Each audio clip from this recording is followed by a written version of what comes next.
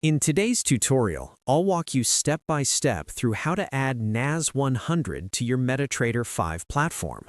Whether you're using desktop or mobile, this guide will help you quickly find and enable the index so you can start tracking and trading it with confidence.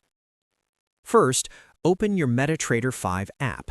If it's not already running, launch it on your device. This is where you'll complete the entire process, so make sure everything is loaded properly. The interface may look slightly different depending on whether you're using the desktop or mobile version, but the core features remain the same. Once the platform is open, locate the Market Watch window. This is the section where all available trading instruments are displayed. On most desktop setups, it appears on the left-hand side of the screen. If you don't see it, click on View in the top menu and select Market Watch to make it visible. After opening Market Watch, look for the small plus icon.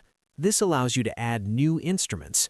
It's usually positioned at the top of the Market Watch panel. Click on it to open the symbol search window.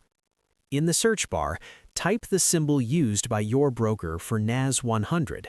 In many cases, this may appear as US100, UTECH, or something similar depending on your broker's naming convention.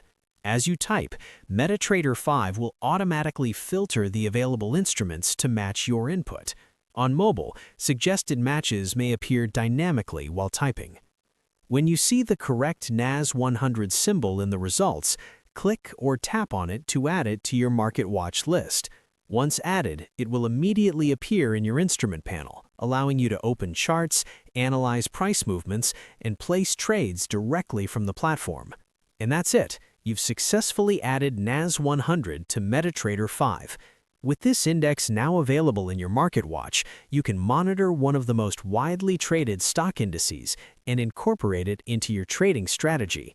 If you found this tutorial helpful, consider subscribing for more practical trading platform guides and strategy tips. Thanks for watching,